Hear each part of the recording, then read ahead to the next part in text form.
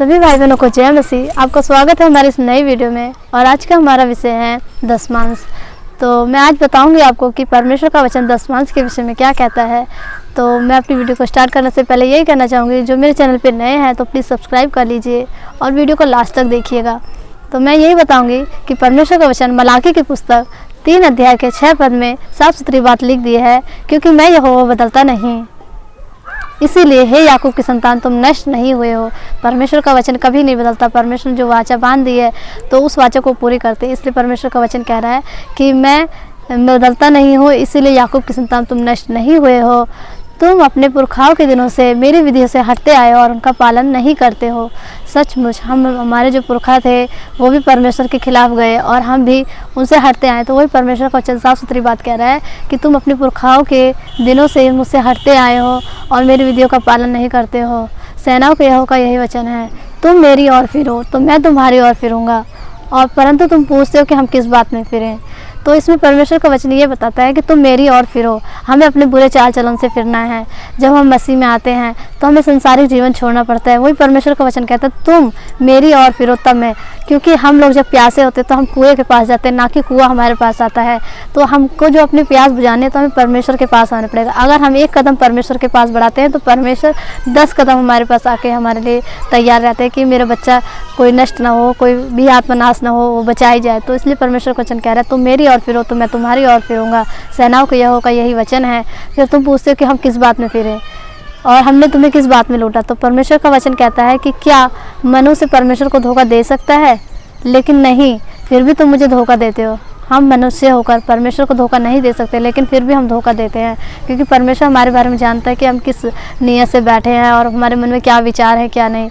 तो वही परमेश्वर का वचन कहता है कि तुम मुझे धोखा देते हो और पूछते हो हमने किस बात में तुझे लूटा है।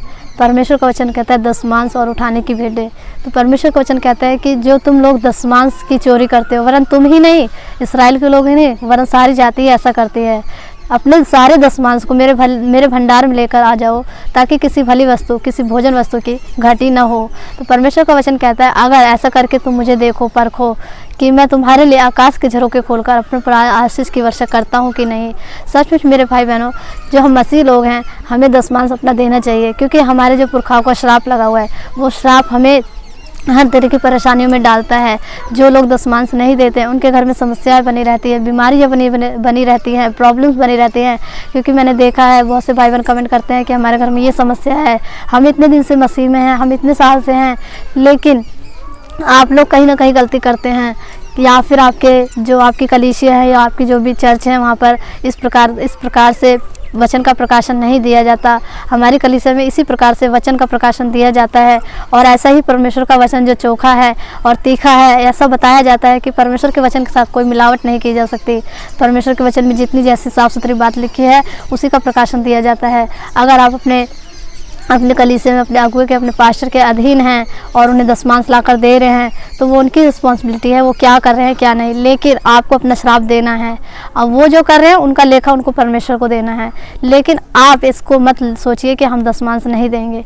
दशमांश देना जरूरी है, क्योंकि परमेश्वर के वचन में जो बात लिखी है तो उसे मानना ही है, और उसमें 1% कोई भी कमी नहीं करती, क्योंकि परमेश्वर के वचन के साथ समझौता नहीं किया जा सकता। आप किसी भी चीज़ के साथ समझौता कीजिए, लेकिन परमेश्वर के वचन के साथ कभी भी समझौता नहीं करते। तो परमेश्वर का वचन कहता है कि ऐसा करके तू मुझे परख के देख कि देख मैं तेरे लिए आकाश के झरोखे खोलकर अपने पर आशीष की वर्षा करता हूँ कि नहीं।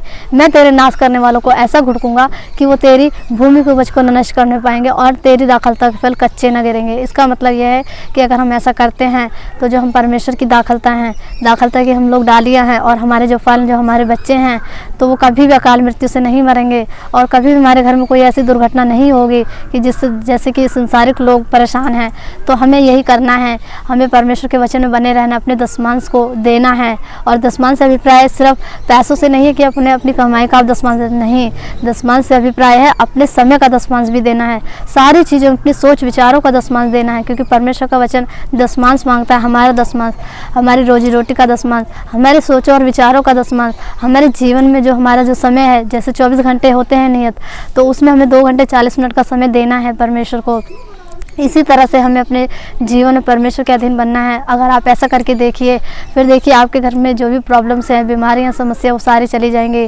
क्योंकि संसार के जो लोग होते हैं वो ऐसा नहीं करते हैं, तो उनके घर में प्रॉब्लम्स बनी रहती हैं, बीमारियां बनी रहती हैं। वो झाड़ फूँक करने वालों को देते हैं और वो डॉक्टरों को देते हैं। लेकिन जो रियल मायने में मसीह हैं, जो सचमुच अपने दशमांश को देते हैं, अपने समय के और अपने कमाई के, अपने सोचों और विचारों के, तो उनके जीवन में प्रॉब्लम्स नहीं रहती। आप मुझे ही देख सकते हैं, मैं इसी तरह से करती हूँ। मेरे जीवन में प्रॉब्लम्स चली गई हैं। अगर मैं प्रभु के बताए मार्गों से हटती हूँ तो मेरे जीवन में फिर प्रॉब्लम्स आ सकती हैं, और आपके भी।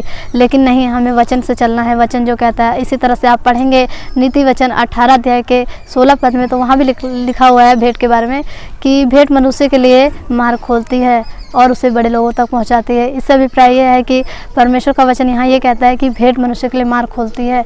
अगर आप भेंट देते हैं तो आपके जो बिजनेस हैं, आपका जो कारोबार है, आपकी रोजी रोटी है, अगर कहीं किसी तरह से कोई परेशानी आ जाती है, कहीं से इनकम कम हो जाती है, अगर आप भेंट देते हैं तो परमेश्वर वो आकाश से, वो स्वर्ग से देखता है कि मेरा बच्चा किस तरह से अपने भेंटों को दे रहा है, अपने श्राप को दे रहा है। तो उनके उस चीज़ में मतलब बरकतें आती हैं और उनके नए कमाई के द्वार खुल जाते हैं। जो लॉकडाउन हुआ था उसमें बहुत से लोग बेरोजगार हो गए थे, बहुत से लोगों के पास खाने के लाले पड़ गए थे, लेकिन जो मसीह लोग थे उनको परमेश्वर ने खिलाया, क्योंकि परमेश्वर ने वाचा बांध दी है कि याकूब की संतान मैं तुम्हें नष्ट नहीं करूंगा।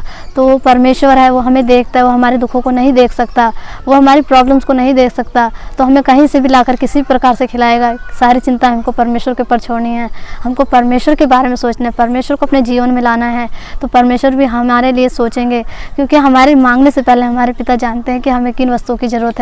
तो इस वीडियो में मैं इतना ही कहना चाहूँगी कि आप अपने दशमांश को ज़रूर दीजिए, अपने श्रापों को दीजिए और परमेश्वर के सम्मुख जाइए। अपने समय के दशमांश यानी 2 घंटे 40 मिनट का समय दीजिए, प्रेयर कीजिए।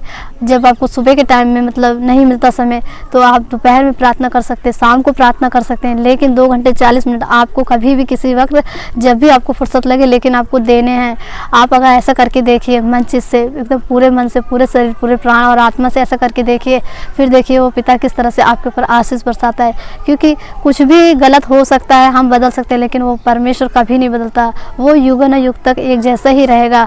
हमें अपने परमेश्वर खुद ही कहते हैं कि मुझे ऐसा परख के देखो, क्योंकि हम लोग घबरा जाते हैं परेशानियों से, समस्याओं से, लेकिन हमारी कमियों के कारण हमारी परेशानियां बनी रहती हैं। अगर हम अपने जीवन में सुधार लाते हैं, परमेश्वर के वचन के हिसाब से चलते हैं, तो हमारी सारी तकलीफ़ें दूर हो सकती हैं और फिर कभी भी ऐसा कोई कमेंट नहीं आएगा मेरे पास कि हाँ हम लोग परेशानी में हैं। तो आप लोग इस बात को बहुत ही नोट करके लिख लीजिए, आप समझ लीजिए, इस वचन को आप पढ़िए, इसका मनन कीजिए, तब आपको परमेश्वर खुद ब खुद इसका प्रकाशन देंगे। क्या मुझे कोई मतलब इतना ज़्यादा तो नहीं मालूम है, लेकिन जब मैं वचन पढ़ती हूँ तो मैं परमेश्वर से मांगती हूँ कि हे परमेश्वर, हे पिता, मैं तो मिट्टी और राख हूँ, मुझे आप इसका प्रकाशन दीजिए। तो परमेश्वर मुझे प्रकाशन देते हैं। तो इस वीडियो को ज़्यादा से ज़्यादा लाइक और शेयर कीजिए, और सभी भाई बहनों से मेरा अनुरोध है कि दशमांश को ज़रूर दीजिए अपने। तो इस वीडियो में इतना ही कहना चाहूँगी, और फिर अगली वीडियो में मिलूँगी इसी तरह से परमेश्वर के सुंदर से वचन के साथ। तब तक के लिए जय मसीह।